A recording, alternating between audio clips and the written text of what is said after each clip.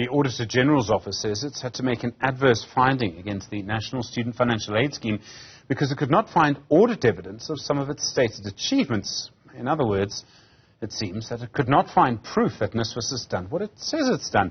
There have been huge issues there in the last few months. It had to fire its CEO, its chairs on special leave, after claims from the group Outa that companies with NSFAS contracts have made donations to the SACP. The SACP strongly denied that claim.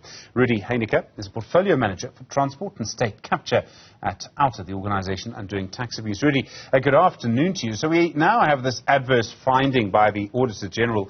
After everything that you've seen at NSFAS, were you expecting something like this? Good afternoon, Stephen. Yes, it is really concerning the adverse findings of the Auditor-General. If one look at the 2021 audit, it was unqualified. So to go from an unqualified audit to adverse findings in a year is very concerning.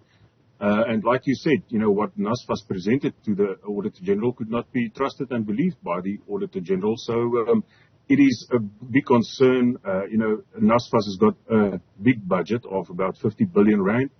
And we don't know, as taxpayers, we don't know what exactly they are doing with that money.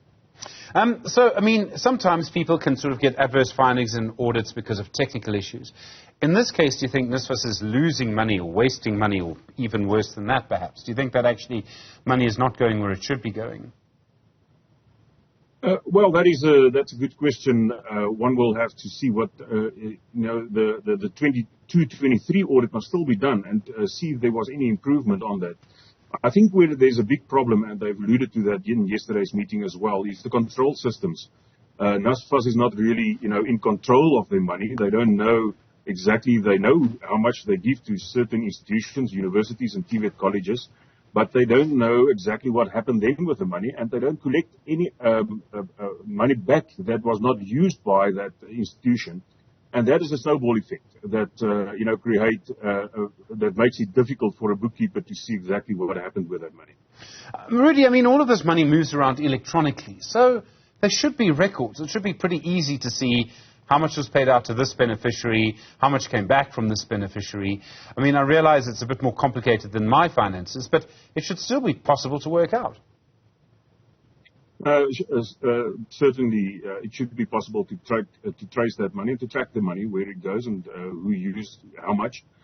But we also heard about a week ago that the SIU reported to SCOPA that, the findings, their findings on the systems used by NSFAS, they said that the systems is just, inadequate. They cannot see that they are using these systems to great effect and successfully.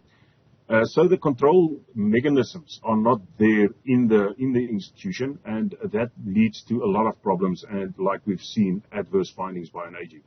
One of the problems around all of this is that it was in 2017, on the first day of the ANC Leadership Conference at Nasrec, that then President Cyril Ramaphosa announced what was supposed to be free, the then President Jacob Zuma announced free higher education. It was a big political sort of ploy.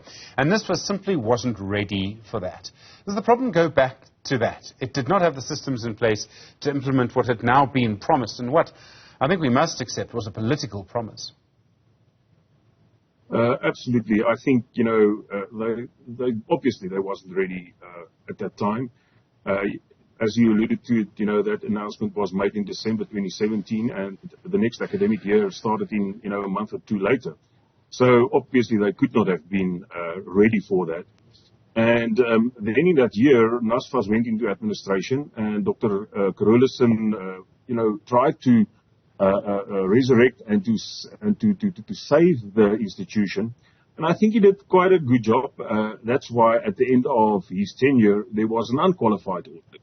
But it looks like when the new board, or the current board, and the management that came in, that was appointed by Minister Nzimande in December 2020, they just didn't follow up on the good work of Carolison, and they let everything go. The Minister, the Higher Education Minister, Dr. Nzimande, he has said that they're trying to fix the problems, that they're making progress in doing that. He'll often talk up the role that NSFAS is playing in changing our society, and I accept what he says, that it is changing our society.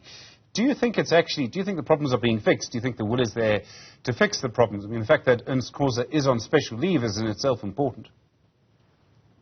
Well, if you see what played out at NSFAS the past 6 months and a year, one can surely believe that things are not very well and that the institution is not very healthy. And, it boils back to the leadership and the management. If you have a weak leadership and management that cannot perform and step up to the task successfully, then you will sit with these problems. And I think that, if we talk about systems, Outa has in the past also reported on, for example, a IT system that was a tender that was awarded to a company that was, the year before that sold PPE during COVID. And it's that kind of appointments and awards, tender awards that was made that, I think contributed to the problems that they have today. Rudie Heyneke, thank you. Portfolio Manager for Transport and State Capture at the organisation Undoing Tax Abuse.